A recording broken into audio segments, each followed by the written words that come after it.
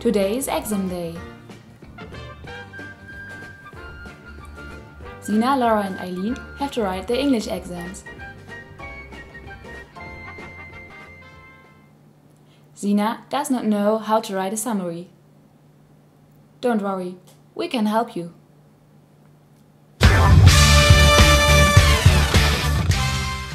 When you write a summary, you first of all have to indicate the title of text. Then you have to mention the year and the place of publication. Of course, you have to mention also the author of the text. In the following, you have to mention the main subject, and all this has to be concluded in one introductional sentence. In the following, there's the main part, where you have to stick to the most important aspects, all the aspects that are asked in your task. When you describe a statistic, you first of all have to mention the heading of the statistic and its source. Then you have to indicate the type of the given diagram. In the main part of your description, you have to describe the topic of the diagram, so you have to answer to the question, what does it show? There exist 4 types of diagram. First of all, there's the pie chart. Then there's the line graph. In addition to that, we can see a bar chart, and last but not least, a table. How to describe a cartoon? You start like every time with an introductional sentence where you indicate the title of the cartoon, the source, the cartoonist and the central idea. The second part of your description contains the main part, where you give a clear description of what you see. As well, you have to identify well-known persons and find out symbols. In the end, you have to mention labels, speech bubbles or captions. Things to pay attention to in a summary or description. First of all, it is important that you use the tenses of the present, like simple present, present progressive or present perfect. If you are clearly referring to the past, you must use the simple past. You are not allowed to use short forms, but you have to use an appropriated style like standard English. You also must use a neutral language and you are not allowed to include your own opinion. It is forbidden to copy from the original text.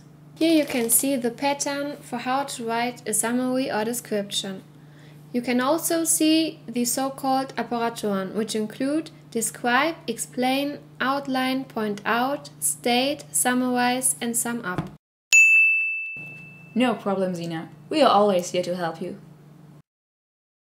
Laura has problems to write her analysis. Let's see what we can do for you. When you analyze a cartoon, you have, like every time, to write an introductional sentence, where you mention the cartoonist and the topic. In the main part, you have to explain the way the figures and issues are presented. Are they presented in a positive or negative light? How is it done? You have also to outline the relation between the objects and figures. And of course, you have to explain the function of colors and symbols.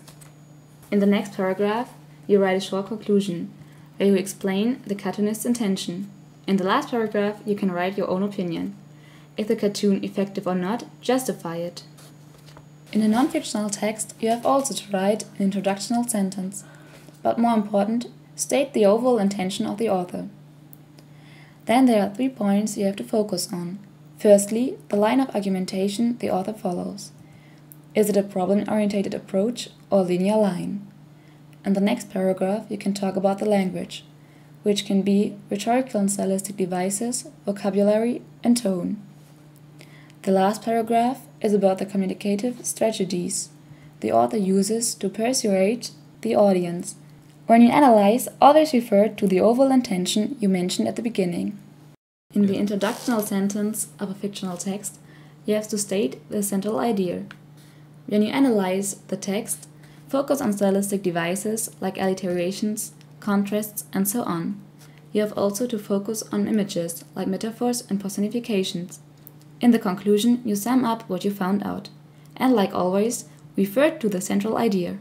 In a characterization, you introduce the reader by saying what you are going to do. In the main part, you give general and evident information concerning the appearance of the person you are analyzing.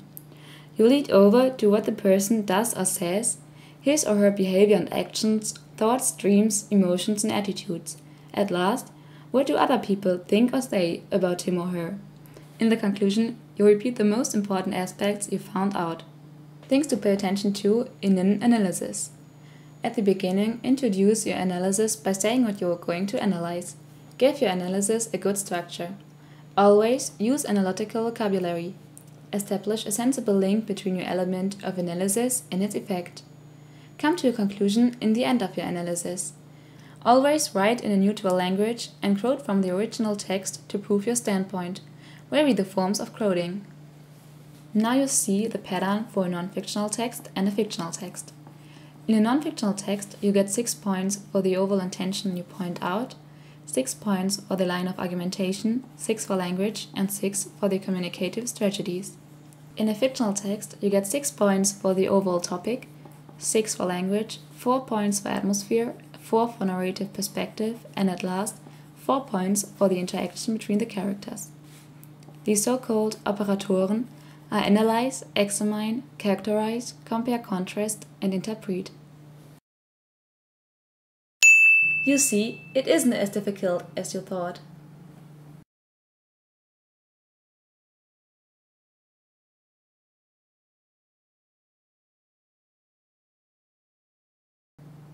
It seems like Eileen is really desperate. But I'm sure we can help you with a comment. How to write a comment. First of all, there's a short introduction containing a general statement or rhetorical question. It follows the part with the cons, so the arguments against the statement. Of course, you have also to indicate the pros, so the arguments for the statement. Finally, there's the conclusion, where we present the result of your comment. Things to pay attention to in a comment. First of all, you have to introduce the topic of your comment. You have to give it a meaningful structure. Then you have to present the pros and cons without letting your reader know your opinion. Finally, you can present your own opinion in a reasonable way on the basis of your pros and cons. The pattern for writing a comment are structured into 4 parts. The first 4 points are for writing an introduction. The next 6 points are for the arguments against the statement, and the following 6 points are for the arguments for the statement. The last 4 points are for writing a conclusion. The so-called Operatoren for writing a comment are comment, discuss, justify, and judge. How to write a speech. Normally, speech is structured into 3 parts. The first part is the introduction, the second part the main part, and the third part the conclusion. Like every time, you start with the introduction. This time your introduction has to contain a greeting of the audience, a statement of your topic and your purpose, and an interesting fact to attract the audience's attention. In your main part, you have to organize your information into 3 to 7 parts. Moreover, you have to employ stylistic devices to capture your audience. You finish your speech with a conclusion in which you summarize your main points and call for action, a promise, or an appeal. You may use a slogan to achieve that you remain in the minds of your audience. In the following, I'm going to explain how to write a letter. You start with the addressees in the top left-hand corner. Then you continue with the indication of the place and the current date. You go on with the salutation of your addressees and your reason for writing the letter. Finally, there is the end of your letter or the so-called closing phrase. You finish your letter with the set phrase. Things to pay attention to in recreation of text. In case you have to continue the original text in any sort, it is important that you stick to the tone and the language of the original text. It is also very important that you give your text a meaningful structure. The pattern for writing recreation of text are structured into 4 parts. You get the first 4 points for fulfilling the assigned role, the following 12 points for referring to the given text, and the last 4 points for coming to a sensible conclusion. The so-called Operatoren for recreation of text are, for example, imagine and put yourself in. Now you got it!